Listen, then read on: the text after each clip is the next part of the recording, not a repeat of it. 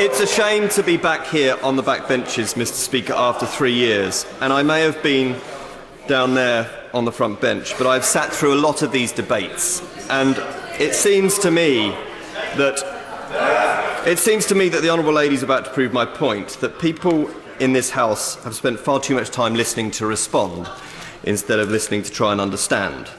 And the entrenchment of positions, as my honourable friend from Taunton Deane said earlier, is part of the problem. Now, my constituency, there are many that voted Remain, probably the majority. There are many that voted Leave, and there are many that weren't old enough and decry the fact they didn't get a chance to take part in. But if we must leave, then we must do so with a withdrawal agreement, is their view. And if that's your position, and that's been mine since day one, then you cannot wish away no deal. And so that's why I've supported the Prime Minister's withdrawal agreement twice.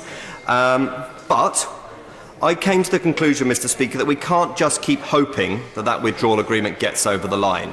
And from the speeches I've heard in here today, I think it is unlikely it will get over the line today. Therefore, we have to have a plan B. We had to have a parallel process, which is what I left the government to support earlier this week. And it was never going to produce a conclusive result on Wednesday. We never expected it to do so. But if the withdrawal agreement part falls tonight, then Monday becomes more important than ever. And if you don't believe in leaving with no withdrawal agreement, as I don't, and I believe the Prime Minister doesn't, and many, many people in this House, a big majority in this House, it's because you want to respect the result of the referendum, whether you regret it or not, but you want to do so in a safe way and produce a safe exit from the European Union. A people's vote, a revoke. People write to me all the time and say it's very obvious we need to hand it back to the people. That will solve this. It might produce an outcome, but it isn't consequence-free, as was voting against the withdrawal agreement the second time and tonight. There will be consequences to whatever this House decides tonight. So I'm clear that voting for the withdrawal agreement this afternoon is the right thing to do. It does move us, it moves us forward. It moves us out of a constitutional arrangement with the EU into a treaty arrangement. And my honourable friend from Cheltenham put it very well earlier when he said that the key points is simplicity. It's about the financial settlement, because this is a country that honours those financial settlements. It's about citizens' rights, which matters greatly to me and to my constituents. And it's about the implementation period that business was crystal clear it needs to deliver that safe exit. Thank you. Chris Bryant. Thank you, Mr. Speaker. I commend the honourable member for Winchester, and I very much hope that he will now join the all-party parliamentary group on acquired brain injury, since he's got some spare time. Round and round and round and round we go. It's not so much a stuck record, it's like a record played at the wrong speed is what it feels like at the moment. And frankly, it's about time we change direction. I'm going to vote against this today because I think it's a pretty... the Minister looks depressed and upset, like I've let him down terribly. But the truth is, this is a ludicrous attempt at a body swerve by the government. And this House decided in this parliamentary session what was the proper process for proceeding. First of all, a meaningful vote on the withdrawal agreement and the political declaration all in one. That's what this House decided and enacted in this session. And secondly, that there should then be an Act of Parliament to implement it. Now, I feel that what the government actually intends to do is to use the Withdrawal Agreement Implementation Bill to repeal Section 13 of the Withdrawal Act. And yet we've already made that decision about what the proper process is in this session of Parliament. So I don't think that they will be able to do so, which is why today doesn't provide more certainty, as the Attorney-General argued, if we pass the motion tonight. It provides more uncertainty because we will still have to go through the process of a full, meaningful vote. The Prime Minister, up until this moment, has always agreed with me on this point.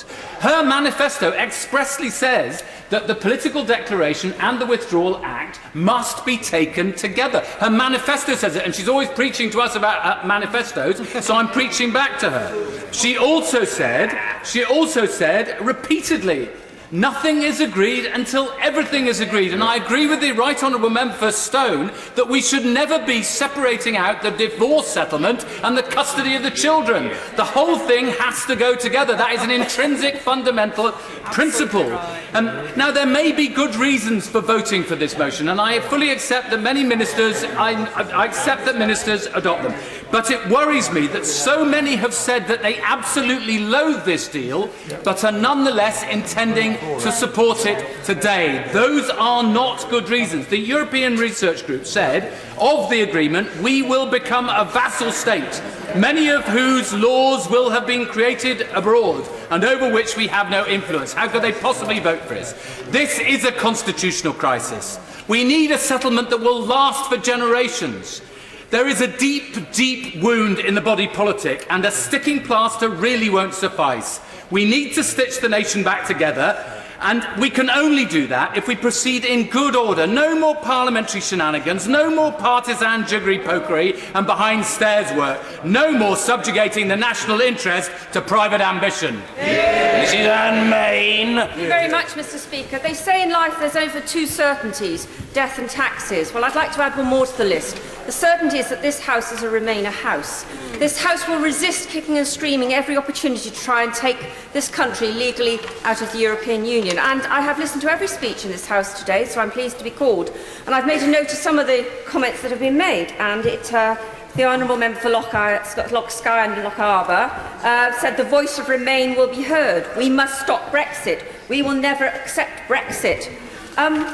I have to say, those sort of comments, and I've heard other versions of them today, have changed the context for people like myself who voted against the withdrawal deal on both occasions.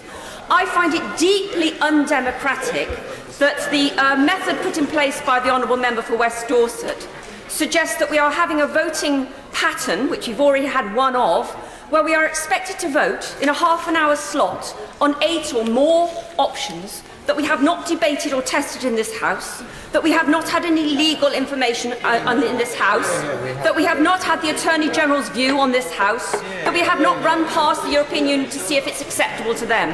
And yet we're supposed to say that this is a democracy and that this actually is going to deliver a consensus. What it will deliver is a bogus consensus, because what will happen, particularly if this happens on Monday, that may end up becoming preferential votes, I don't know, could be it's an amendable motion. Yeah. What we will have is, despite having 2 years of debate about this particular withdrawal agreement and examined its flaws in minutiae, and there are many, what we will have is the potential to go to something far, far worse. So the context of this has changed for myself, and I know for some other honourable members. This is a very, very difficult decision for many colleagues. Yeah. But I know the siren voices from opposite, and there have been plenty of them. I have had 680 emails, as many do, on this topic alone, and I have had most of those emails, all but 80, are from the Remain side of the argument, because they see that this withdrawal agreement, with all its flaws, is the one way that they can stop Brexit. So today, I am changing my vote because I am not being cowed into going down a process that on Monday means I'm expected to make a choice over somebody else's selection of what they think Brexit should be. That I'm not going to choose on behalf of my constituents and the country as a whole based on something that's had no debate, no scrutiny, and because a Remainer Parliament is hoping against hope that this deal, which is the best of the ugliest of sisters, that this deal will be struck out today in the fervent hope that they can bring something far softer or not at all. And for all those saying about a second referendum, I hope they can explain to the British people how by the time they get one on the doorstep, it's current. This is the third time that we have considered this issue. The government says this is not meaningful vote 3. And they will not count it as meaningful vote 3 if they lose today, but they would certainly count it as meaningful vote 3 if they won today. Now, a number of MPs today, honourable members and right honourable members, have said that they have changed their mind between vote 1, vote 2 and vote 3. And there will be many people in the country asking themselves, why is it that MPs can vote 3 and maybe 4 times and are entitled to change their minds, but it would be the greatest democratic calamity of all, according to the Prime Minister, to give the public one vote on this deal and give them the right to change their minds. And two things are different about how we're doing this today. The first is the separation of the political declaration from the withdrawal agreement. And the second is the starting gun being fired on a Tory leadership contest. The political declaration was already vague, but separating it out from the withdrawal agreement makes this the most blindfold Brexit. And we are being asked to vote to leave with no idea at all of what the future relationship between the UK and the EU will be. And no attempt to answer the fundamental question that Brexit poses. Do we want a more distant economic relationship where, in all likelihood, Northern Ireland will have to be treated differently from the rest of the UK?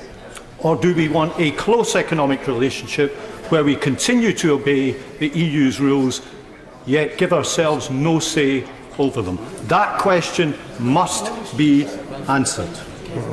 And now we are being asked to give all of this, to mortgage all of this, to the outcome of a Tory leadership contest, where the battle will be between candidates trying to prove that they are the truest believer of all. Exactly. Mirror, mirror on the wall will be the question. Who's the most right-wing nationalist of them all? That is what the candidates will be asking. Now, if the Prime Minister wins tonight, I would contend that the battering ram approach to parliamentary democracy will still not bring the country together. This has not been good enough as a process. And if she loses, she will have a decision to make. This House had made clear its opposition to no deal, so the Prime Minister will have to decide on the future, a longer extension and a recasting of the process if this goes down tonight. Johnson. Mr. Speaker, I was rather hoping tonight to be able to crack open some champagne and celebrate the United Kingdom leaving the European Union. Sadly, Mr. Speaker, I'm more likely to be reaching out for the antidepressants as a consequence, because we're not leaving the European Union, and that's because Brexit has been treated as a problem and choreographed by people who do not have their heart in it rather than an opportunity to be grasped. My vote on this issue has always been to implement Brexit, and it will continue to be so. We need to restore the sovereignty that we've lost to the European Union over the last 40 years. And that's why I voted against extending Article 50. I voted to keep no deal on the table, and I voted twice against this deal, which has so many fundamental flaws in it. We've all witnessed, Mr. Speaker, how this House has voted to take over control of the order paper. We've seen how it's wanted to extend Article 50 and to rule out no deal, and to consider a customs union and even no Brexit. And I believe that we will witness it implement the softest of soft Brexits, if at all, if this deal falls today. There are some who believe that if this deal falls, that no deal can somehow happen, that the European Union will, instead of accepting £1 billion a month off of us, will refuse to accept an extension of Article 50. I simply cannot see that happening at all. On the contrary, I believe if we vote against the government today, the European Union will extend Article 50 for a lengthy period of time. So we have a choice, Mr. Speaker, today, to accept this deal and all of its faults, or to risk losing Brexit completely. There is no certainty in either direction today. It is a balance of risks, as has often been said on both sides of the House. But I fear, and my greatest fear, is that we lose Brexit entirely if we vote this down today. And that's exactly what could happen. I agree with many of the criticisms that have been levelled against this deal, the impact that it will have on Northern Ireland and the lack of ability for the UK to leave unilaterally. My decision to vote for this is in some ways harder than the decision I took to resign from the Whip's office. but circumstances have changed. I have not. We are now between a rock and a hard place. It is an an unenviable situation that we find ourselves in, and we should not have been put in this position. It is this deal today, or we submit ourselves to a customs union and the potential of losing Brexit forever. I believe passionately that Britain's best place is outside of the European Union, and that's why I'll be voting with the government. Vernon Coker. Thank you. Thank you, Mr. Speaker. On reflection and having sat here listening to the debate this morning and this afternoon, what a catastrophic strategic failure of leadership we've seen from the government to reach this position. A position where, as Parliament, we remain divided, and we remain divided as a country. And I was extremely disappointed that the reaction to the indicative votes that took place the other day, instead of the government responding to that and looking at that and saying, does that offer us a way forward? Is there a way of bringing those together which would actually command a majority of this House and command a majority of the country? Instead of that, we got the government crowing from their front bench that no particular option had got a majority. That is no way to bring the country together. That is no way to bring the Parliament of this country together. And I say to the government, even at this late stage, they should be seeking to look to see what would command a majority in this House and what would actually command a majority in the country. But instead of that, what do we get?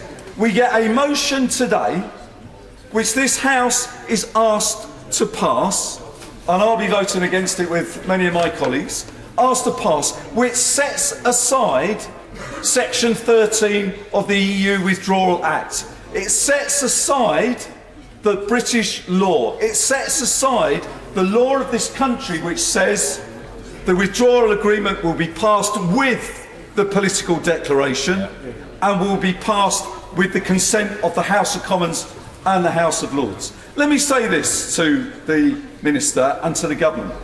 I think the British public will be astonished that the government, in order to push through its withdrawal agreements, even though it's been defeated twice, has come up with a ruse which allows it to say we will separate out the political declaration and we will set aside for our purposes the British law. They will not understand it, and frankly, neither do I. Let me say this as well. The political declaration, the people of this country should know that if the Withdrawal Act is passed today, there is no certainty about what that means for the political declaration. No certainty about single market, no certainty about customs union, no certainty about many of the other things that matter to the people of this country. As I said at the beginning, it is a catastrophic failure of leadership by the government and a continuing failure by the government to seek to bring Parliament together and this country together. Free Clifton Brown. Speaker, I'm very grateful to catch your eye in this important debate. I'm sure my constituents will have noted my assiduousness, having been here for over 4 hours to speak for 3 minutes. An improvement on last time, it was 2 minutes after 4 hours.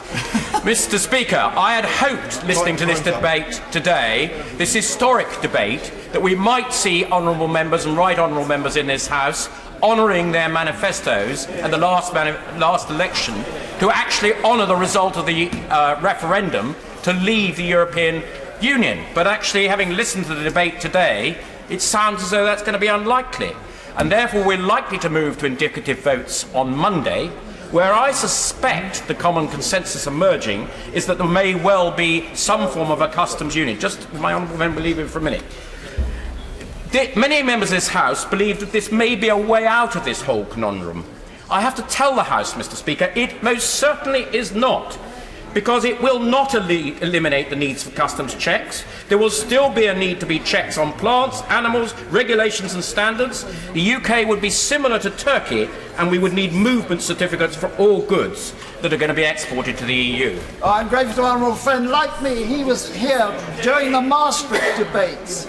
And isn't there a political judgment to make today that if we do not vote for the withdrawal agreement, we may never leave the European Union at all?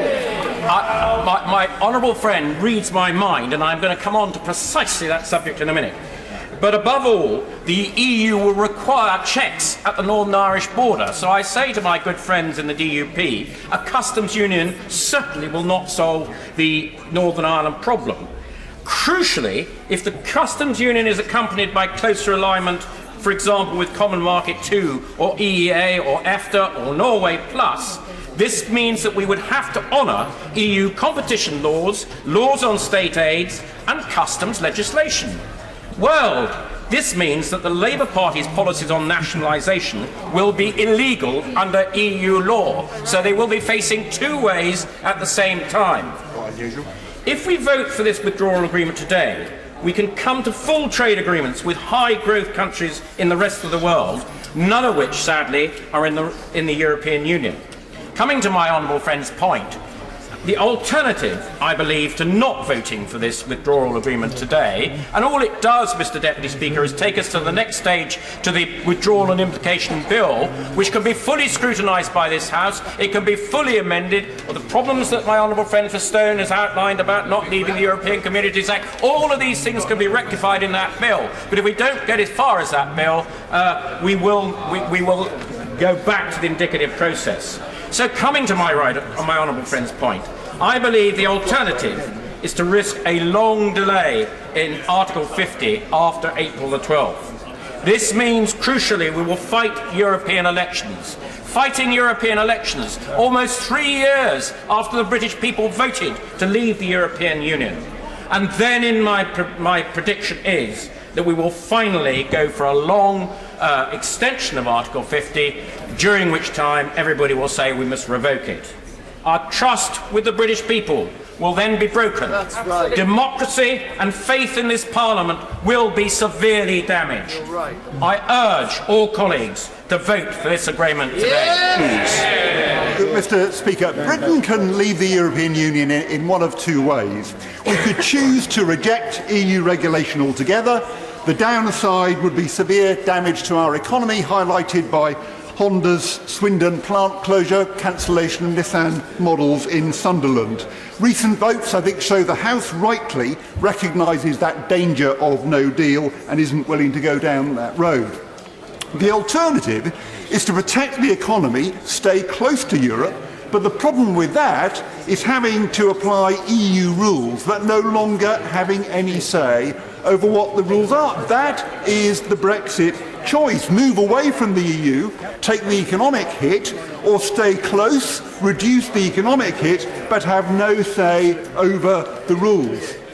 Now, Mr Speaker, one of the reasons we're in the problem we're in today is we do not know the Prime Minister's choice. We don't know which of those two she favours. The political declaration was supposed to tell us, but it doesn't. Even if we did know the Prime Minister's choice, she's stepping down, so someone else will have to make it. But I do understand the Prime Minister's unwillingness to choose. Both options have severe downsides. That's why many of us opposed leaving the EU in the first place. But how can we sign off the deal without having some idea of where we're going to end up? All we do know is the Prime Minister's choice for the transition period, that is, for that initial period, to stay close. We'll gain control over migration from the EU, but we will lose our influence over rules we'll have to adhere to on data privacy, on financial services, on product standards, in a whole host of areas. Some, I think, worried about migration from the EU may think that is a reasonable exchange. I cannot see that it is. One example, Mr Speaker, to illustrate the problem. We've conscientiously implemented GDPR data privacy rules. The UK played a key role in drawing them up. The Prime Minister rightly recognises we're going to have to continue to follow them so we can carry on exchanging data easily with the EU. So she announced she wanted to keep our place on the European Data Protection Board, which oversees GDPR. But she couldn't achieve that in her negotiation. Under the withdrawal agreement, we'll lose our place on the day we leave the EU will no longer have any say on the rules, but we will still have to comply with them. And writ large, that is the position we'll find ourselves in across the board. Mr. Speaker, we do need a longer extension. We need a consensus-building process which is going to take time, and I urge the House to reject the deal today. Sir Mike Penning. Much, Mr. Speaker, and I've sat through the debates this afternoon. I'm not going to take any interventions because I want colleagues to get in as well. We need to talk about trust. British public are fed up with Brexit, and they're fed up with us. The vast majority of us in this chamber stood on a manifesto to honour the referendum result. I respect those that didn't, but the majority of us did. But this House, whether we like it to admit it or not, is a Remain House. Absolutely. The Labour Party would like to bring this government down, and they quite clearly see this as an opportunity to do that. That's an opposition's job. I can understand that. We was in opposition for long enough. But what is fundamentally wrong is standing on a manifesto to say you honour the referendum result and then do every single thing you can in this House to delay, change, make it soft, do whatever other language we want to use to do that. And I'm not going to give way. I've already said I'm not going to give way, and I'm not going to give way, so there's others. We can build the trust again in the British public, but we can only do that if we compromise. Not compromising like the Scottish National Party we were talking about earlier on, which is we don't leave. Not saying we want to be in a union. Not saying, yet again, I'm so popular, Mr. Speaker. But actually, I'm pleased the Prime Minister's here because this is fundamental.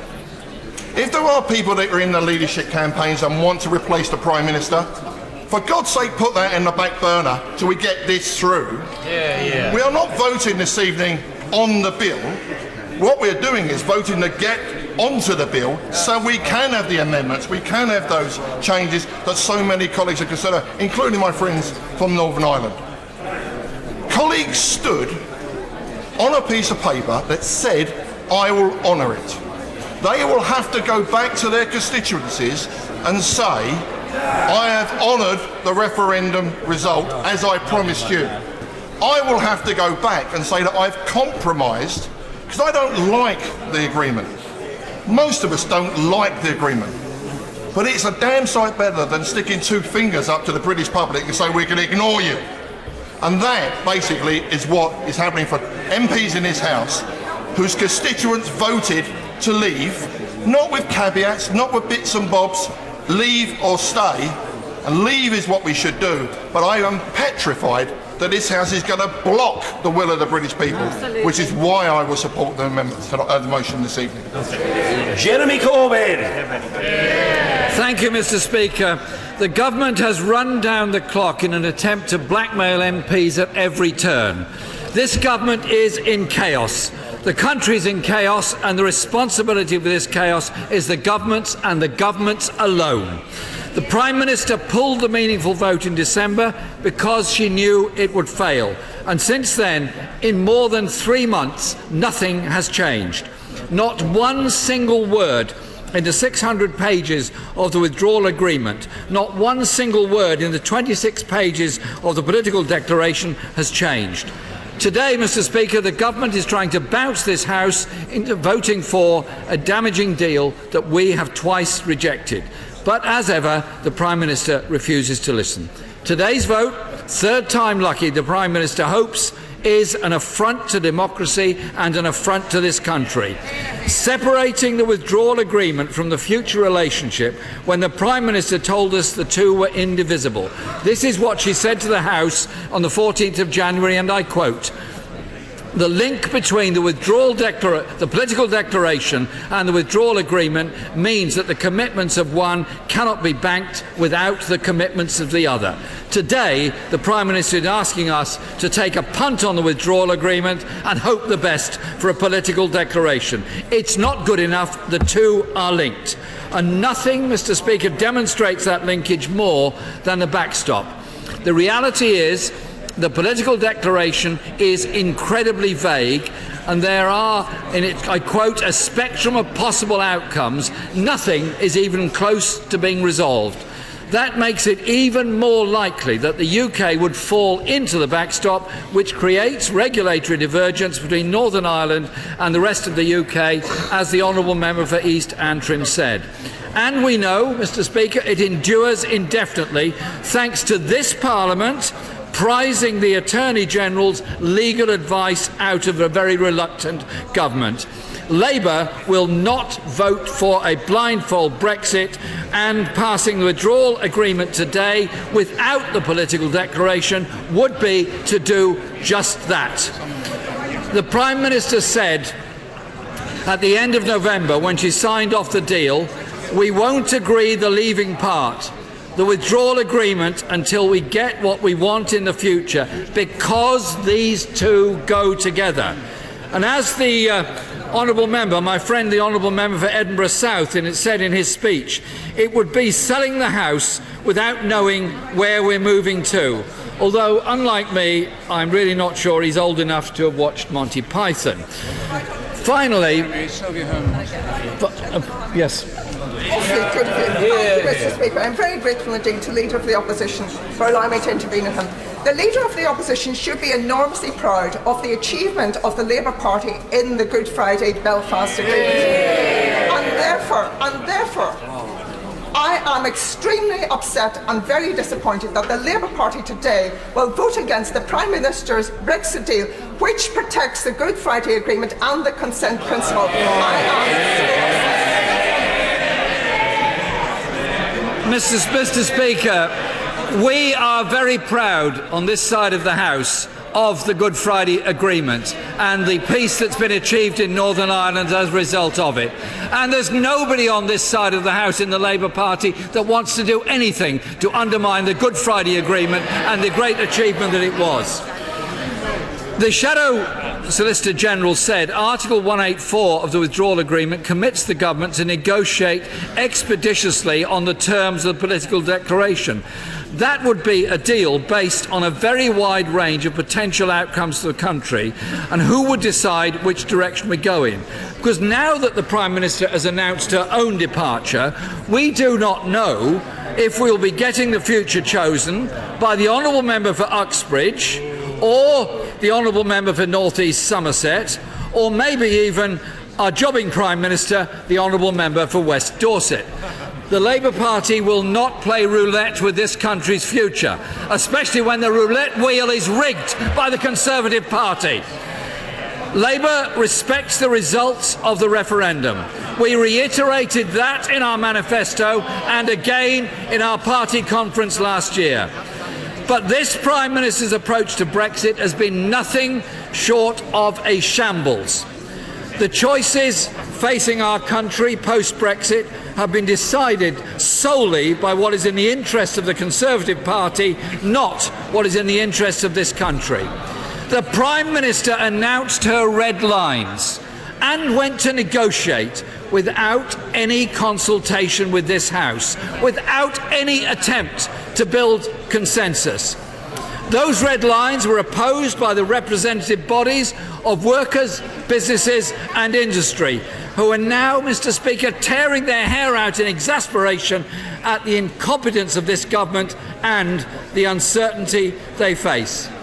The first Brexit Secretary said he would get a deal that would deliver the exact same benefits as now. The current Brexit Secretary obviously felt that's far too good for the country, because only 2 weeks ago he went in the lobbies to back no deal and to oppose an extension.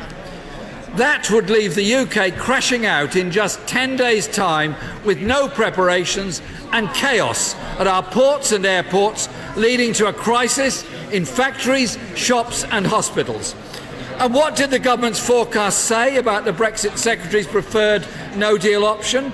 That would make the economy not 4% worse off, but nearly 10% worse off. So it's no wonder then that, faced with a choice between the Prime Minister's bad deal and a disastrous no deal, the House, this House, has given a clear no to both repeatedly. The government suffered the largest defeat of any in parliamentary history in January. The Prime Minister said then, and I quote, "It's clear this House does not support this deal." So what's the government's response? It's tried begging, it's tried bullying, it's tried bribery, and it's still defeated by the fourth largest majority in parliamentary history. The Prime Minister told us we must leave on the 29th of March and even wrote that into primary legislation. Then she herself voted against leaving on the 29th of March. So the Prime Minister then went to Brussels to negotiate an extension and almost unbelievably even turned that into another negotiating failure.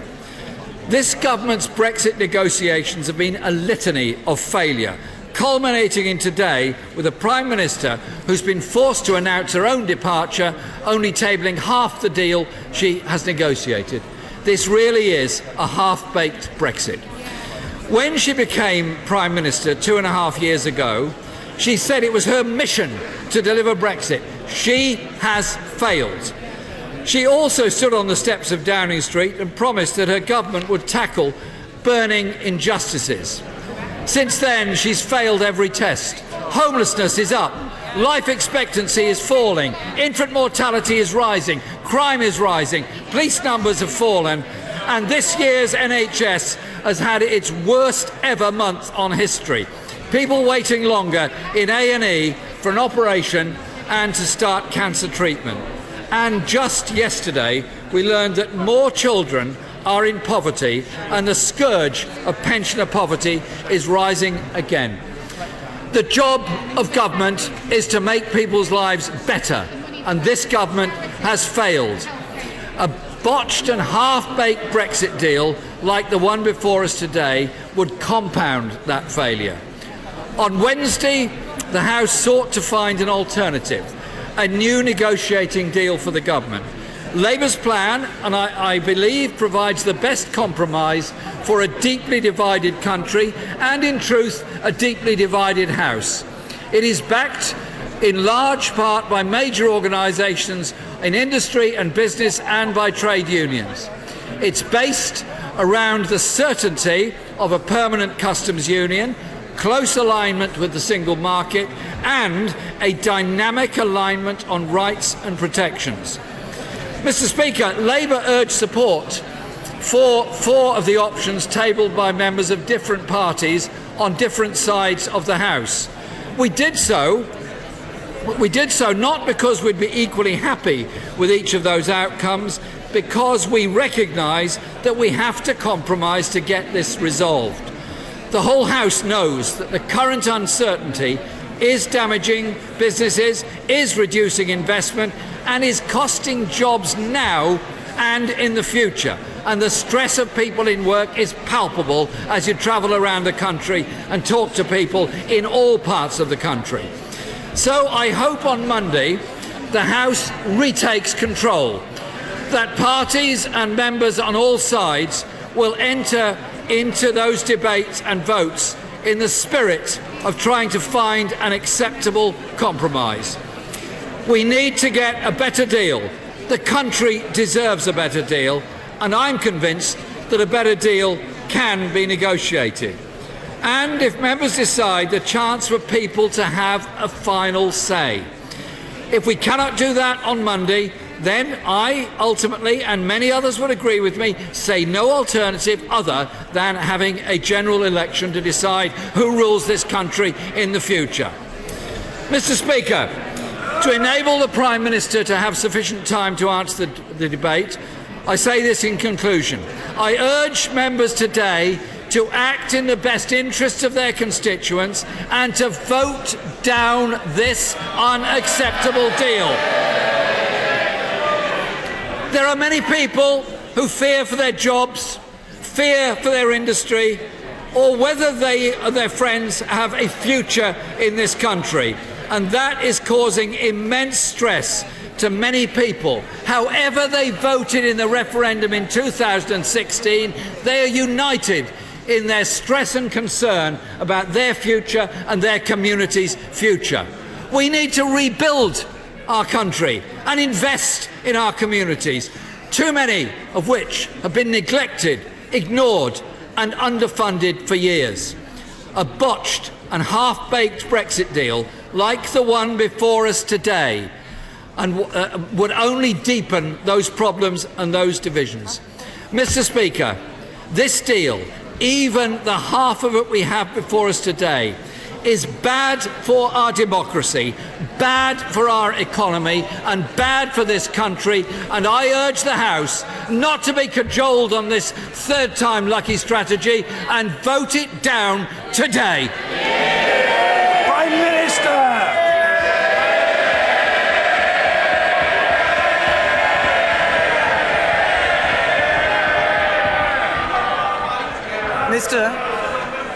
Mr. Speaker, this has been another impassioned debate on Brexit.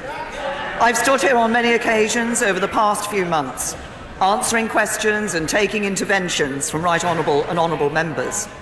What I want to do in the minutes remaining is out the serious choice that faces us. Today should have been the day that the United Kingdom left the European Union. That we are not leaving today is a matter of deep personal regret to me. But I remain committed to the United Kingdom leaving the European Union, and that is why I brought this motion to the House today. There are those who will say the House has rejected every option so far. You'll probably lose, so why bother? I bother because this is the last opportunity to guarantee Brexit. And I say to all those who campaigned to leave, who voted to leave, who represent constituencies that voted to leave, indeed all of us who want to deliver on the vote to leave, if we do not vote for this motion today, people will ask, why did you not vote for Brexit?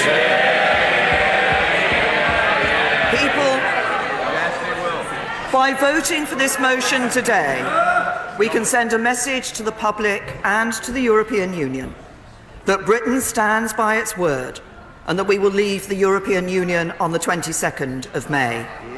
And this is the reason. I was listening very carefully to her message to all those who have voted to leave in the course of the past few years.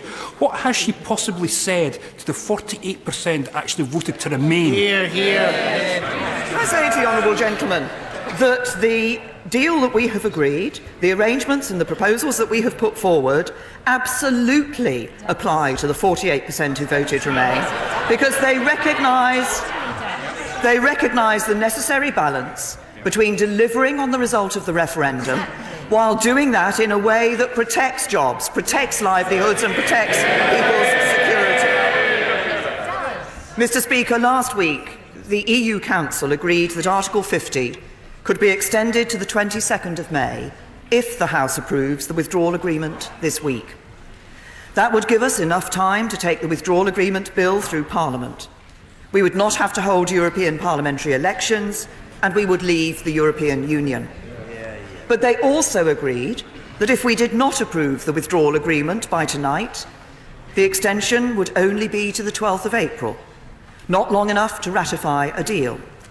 So anyone who wants to leave with a deal would have to support seeking a further extension. Any such extension would probably be a long one, and that would certainly mean holding European elections. So approving the withdrawal agreement today avoids a cliff edge in 2 weeks' time. It avoids European elections. It avoids a long extension which would at least delay and could destroy Brexit. But, Mr. Speaker, to secure this extension, to give us a firm exit date, we do not need to agree the whole deal today, just the withdrawal agreement. I believe there's an overwhelming majority in this House for the withdrawal agreement. 3/4 of Conservative MPs backed it in the last meaningful vote. And opposition MPs I've spoken to tell me their problem is not with the withdrawal agreement, it's with the political declaration.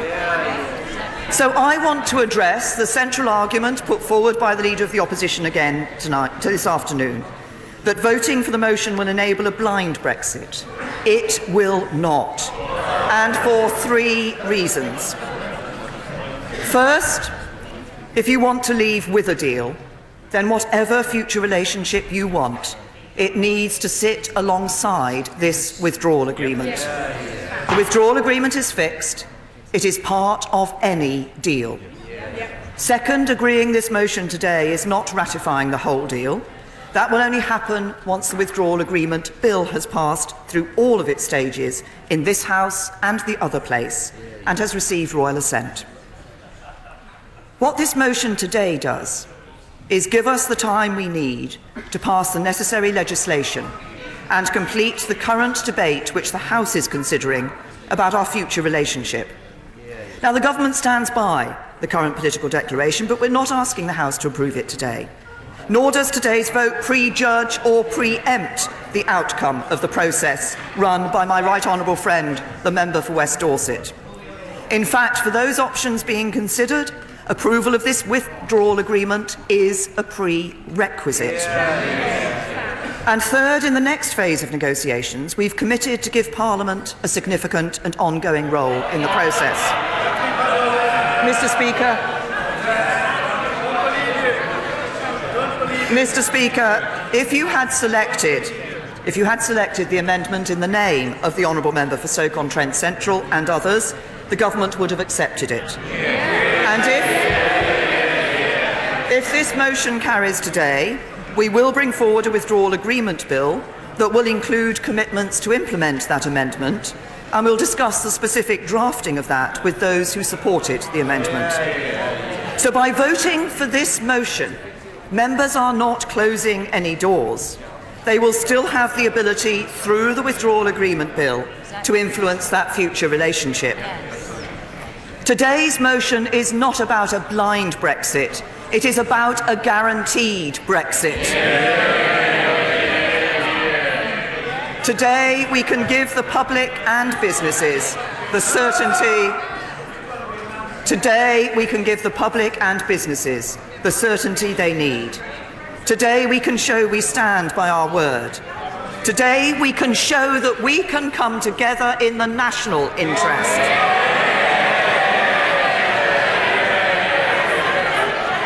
Today, not too much noise in the chamber. The Prime Minister is addressing the House and must be heard. The Prime Minister. Today, we can show we can come together in the national interest. Today, we can take a step forward together. This is a difficult day for members right across the House. I'm asking members to take a hard decision, and I know that. I'm asking some honourable members.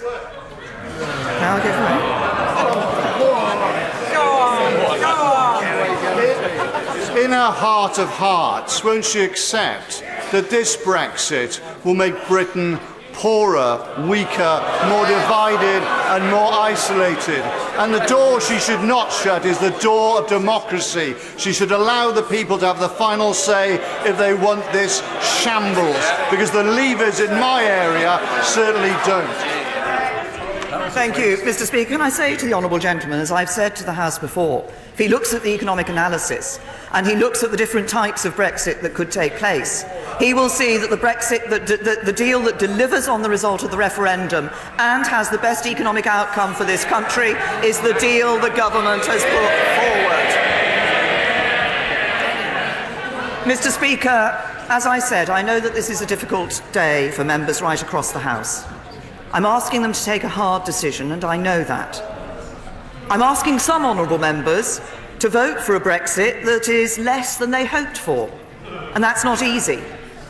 I'm asking other honourable members on the opposition benches to help me deliver on the instruction of the British people, and that's not easy either. There are good Labour members opposite who are as determined as I am to deliver the Brexit that their constituents voted for. As willing as I am to make a compromise in order to move our country forward. And at this historic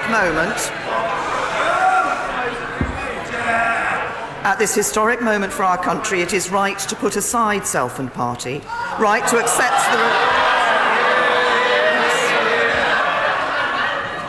It is right to accept the responsibility given to us by the British people.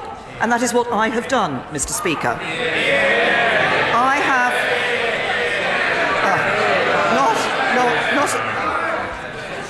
That is what I have done, Mr. Speaker.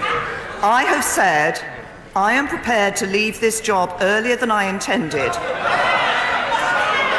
I have... Order! Our proceedings are being widely watched. Please let's treat each other with respect. The Prime Minister is winding up the debate and must be heard. The Prime Minister.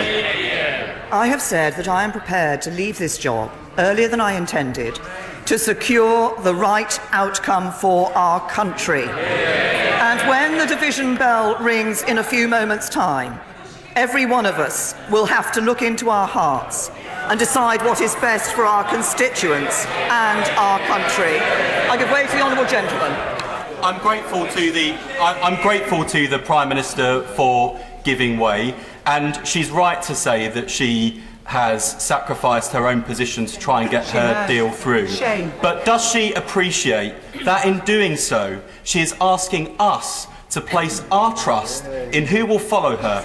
And looking at the likely candidates, I've got to say sincerely to her, she may have sacrificed her career to put the country first, but there are plenty of people who aim to follow her who've always put themselves first above the country.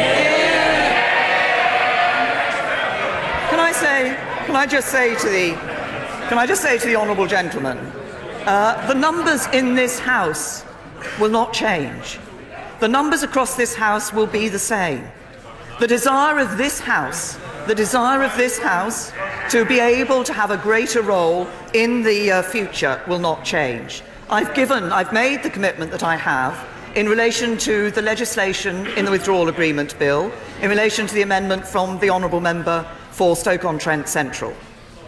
This, in the next stage, it will be important that there is a greater involvement of Parliament to be able to ensure that as we move forward together, we get that right result for our country. But this is about our country. It is about our national interest. As I say, everybody will have to... I'll give way one last time. I'll give way to the honourable lady. Thank the Prime Minister for giving way. The Prime Minister said this is about the country. But with respect, Prime Minister, that is not how it's seen. Brexit, withdrawal agreement, referendum has always been about the Conservative Party and its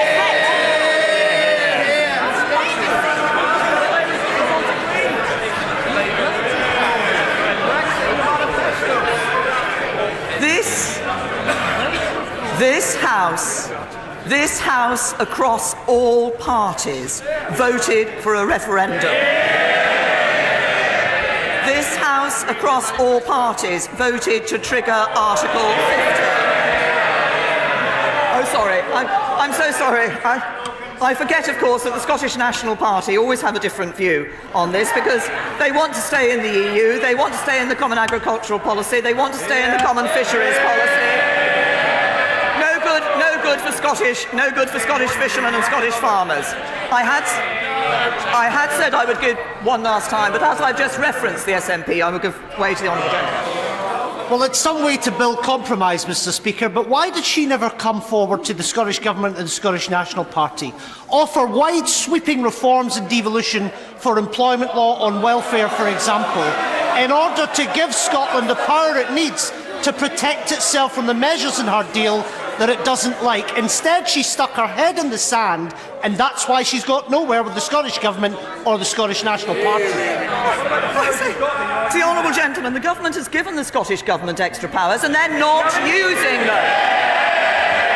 Oh, except, of course, the power to increase taxes in Scotland more than in the United Kingdom. So I say to members this: if you want to deliver Brexit, this is the moment.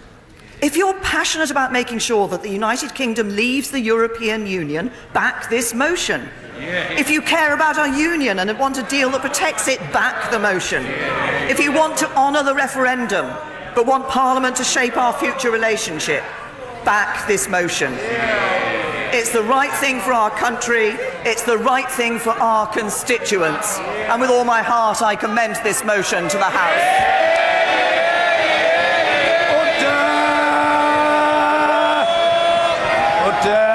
The question is as on the order paper. As many as have that opinion say aye. Aye! Of the contrary, no. No! Division! Clear the lobby!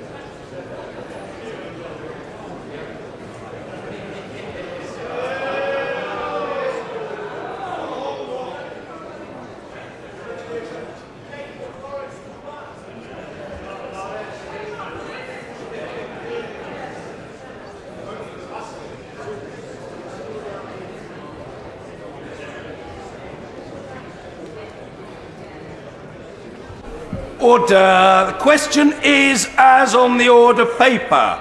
As many as have that opinion say aye. Aye. Of the contrary, no. No. Tellers for the ayes, Andrew Stevenson and Craig Whittaker. Tellers for the noes, Thangham Debonair and Nick Dakin.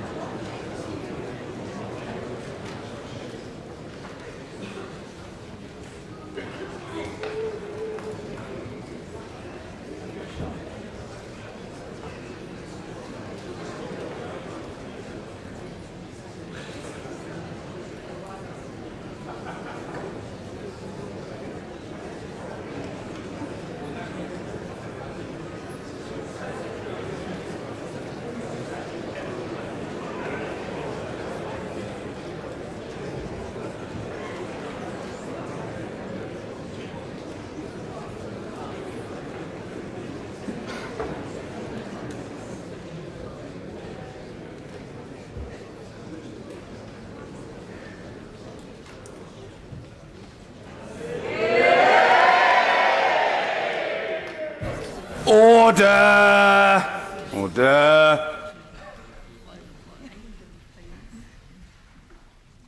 The ayes to the right, 286.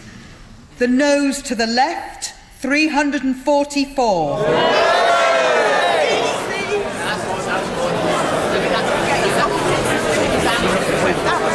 The ayes to the right, 286. The noes to the left, 344. So the noes have it, the noes have it. Unlock!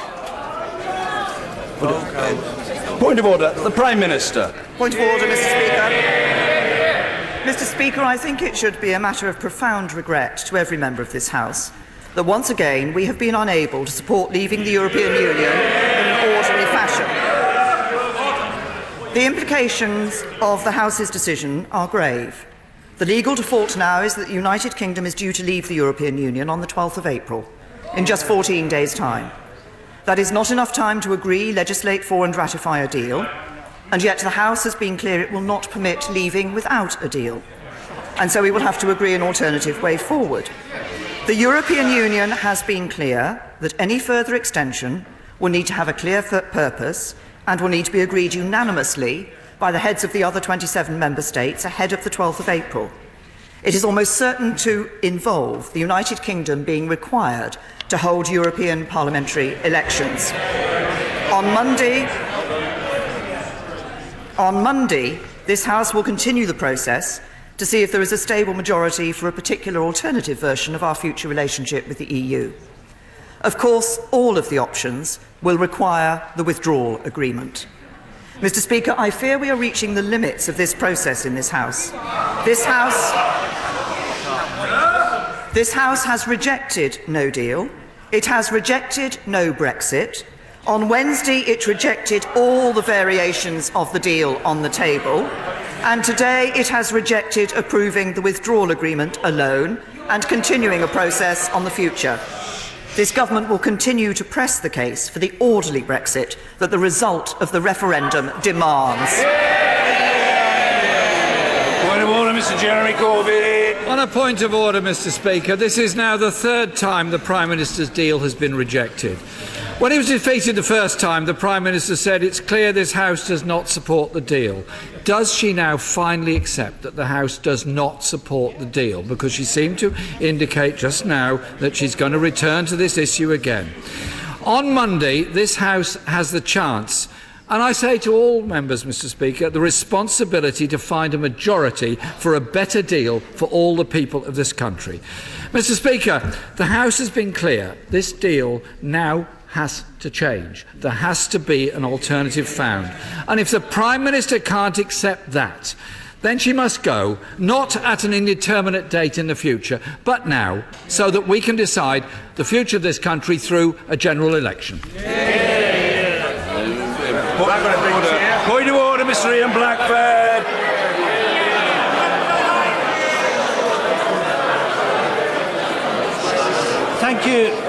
Thank you, Mr. Speaker. Thank you, Mr. Speaker. We should all be aware. Right honourable gentleman must be heard. Mr. Ian Blackford. Thank you, Mr. Speaker. We should all be aware of the responsibilities that we all have in this House, the seriousness of the situation that we are in. And I would say respectfully to the Prime Minister, she now has to accept that her deal has been defeated 3 times. And I applaud the members of Parliament on all sides that voted against the government's proposition. It is a bad deal, and we have to find a way out of the crisis that we are in. All of our constituents would expect that. We must give ourselves time, and I suggest to the Prime Minister, we now must look seriously at the option of revocation. We need to apply the handbrake to this process.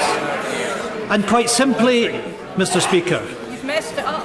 the Prime Minister has failed to take this deal forward. She does not have the confidence of the House. The Prime Minister has indicated her departure.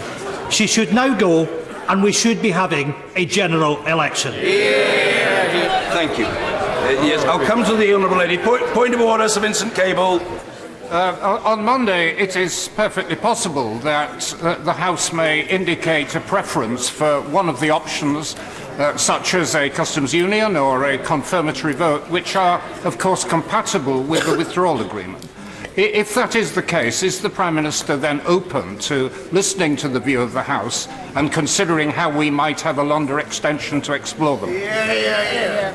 I think the question was perhaps to some degree a rhetorical inquiry.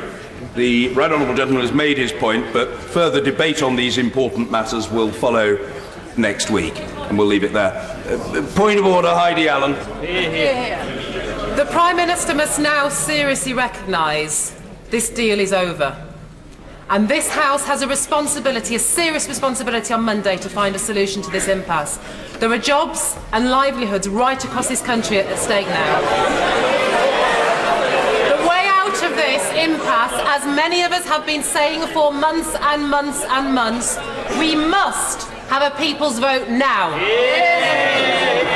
Point of order. Yes, I will come to the Honourable Lady first because I saw her first. Point of order, Caroline Lucas. Thank you, Mr. Speaker. I mean, it does beg a belief that the Prime Minister still seems to not recognise a dead deal when there's one right in front of her.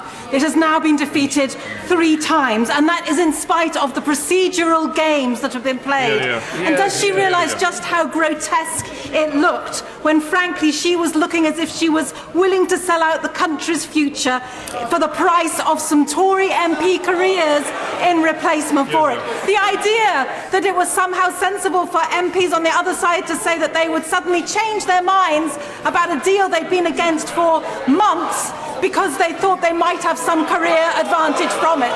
That is wrong, and it is contemptuous of this country.